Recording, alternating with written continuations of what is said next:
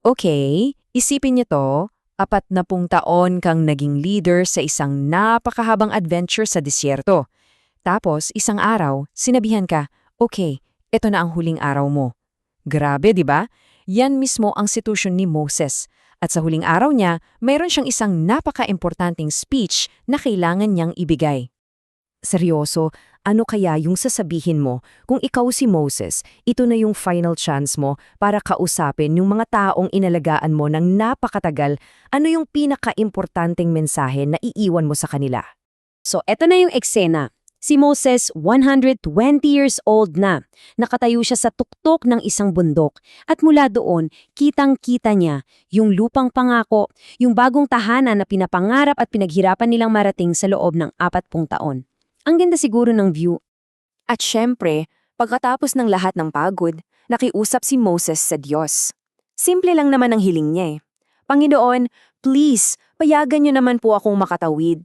Hayaan niyo lang akong maranasan yung magandang lupaing yan. Galing talaga sa puso yung hiling niya. Pero, malinaw ang sagot sa kanya. Sabi ng Diyos, Moses, ipapakita ko sa iyo lahat yan, pero hanggang dyan ka na lang. Hindi ka na makakatawid. Ang hirap nun, di ba? Pero isa tong paalala na kahit ang pinakadakilang leader, kailangang tanggapin na may mga hangganan. At grabe, yung nakita niya. Isang lugar na parang paraiso. May mga ilog, may mga taniman, ubas, figs, honey, kumpleto. Ito na yon. Ito na yung premyo.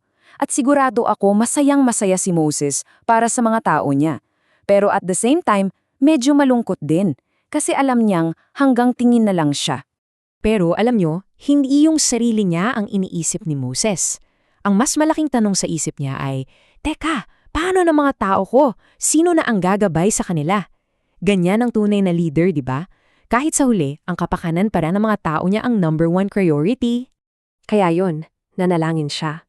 At yung puso ng prayer niya, sobrang simple pero sobrang bigat. Sabi niya, Lord, wag niyo po sanang hayaang maging parang mga tupa na walang nag-aalaga ang mga tao.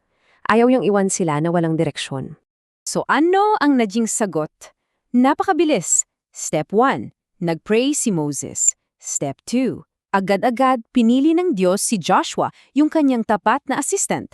At step 3, tinawag ni Moses si Joshua sa harap ng lahat at opisyal na ipinasa ang pamumuno.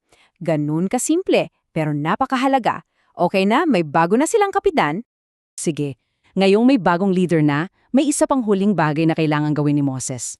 Kailangan niya silang bigyan ng pinaka-importanting history lesson sa lahat. Kailangan niyang ipaalala sa kanila kung sino sila, saan sila nanggaling, at ano yung mga rules na hinding-hindi nila dapat kalimutan. At para talagang magising sila, ito ang tanong niya. Guys, isipin niyo nga, may iba pa bang bansa sa buong mundo na narinig ang boses mismo ng Diyos mula sa apoy at nabuhay pa? Ang punto niya, kayo ay espesyal, one of a kind ang experience ninyo. At dito sila naiba sa lahat. Kasi habang yung ibang mga bansa, sila-sila lang ang gumagawa ng sarili nilang batas na minsan tama, minsan mali, ang mga patakaran nila galing mismo sa Diyos. Sabi ni Moses, ito ang kanilang secret weapon para maging isang matalino at matagumpay na bansa. Pero para walang maging mayabang, nilinaw din niya. Hoy, hindi kayo pinili dahil kayo ang pinakamarami o pinakamagaling ha? Ang dahilan, napakasimple, dahil mahal sila ng Diyos. At dahil may isang pangako ang Diyos sa mga ninuno nila noon. Yun lang yun. Oh, dito na tayo sa pinaka-exciting na part ng speech. Inilatag na ni Moses sa harap nila ang 200 na maaari nilang piliin. Parang choose your own adventure moment na. Walang paligoy-ligoy, prank kanyang sinabi, okay, ito ang pagpipilian ninyo, buhay o kamatayan, blessing o sumpa. Ang bawat desisyon nila mula sa araw na yon may resulta. Ang bola nasa kamay na nila. At ganito kalinaw yung pagkakaiba. Kung susunod sila, puro pagpapala. Sa bukid, sa siyudad, sa lahat ng bagay. Pero kung hindi, naku, magkakawatak-watak sila at hindi sila makakahanap ng kapayapaan. Simple lang ang equation. Pagsunod equals buhay. Pagsuway equals gulo.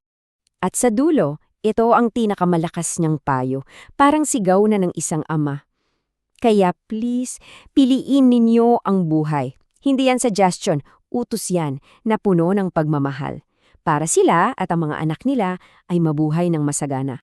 So paano niya sisiguraduhin na hindi nila makakalimutan ang lahat ng ito? Ang galing ng ginawa niyang kanta ang buong mensahe. Imagine, buong speech niya ginawang song para may LSS sila at talagang tatatak sa puso at isip nila habang buhay. Ang talino, di ba? Pero hindi sapat na kinakanta lang. Ang utos ay isabuhay ito. Ituro sa mga anak. Pag-usapan habang naglalakad. Ulitin pagkagising at bago matulog. Isulat pa nga sa mga pinto nyo. Ang punto ay gawin itong parte ng araw-araw na buhay, hanggang sa maging kasing natural na lang ito ng paghinga. At ngayon, para sa'yo naman, kung ikaw yung gagawa ng isang rulebook for life para ipamana sa susunod na henerasyon, ano kaya yung pinaka-number 1 rule mo? Kasi yun ang paalala sa atin ng kwento ni Moses na ang mga aral na ipinapasa natin ang siyang humuhubog sa kinabukasan.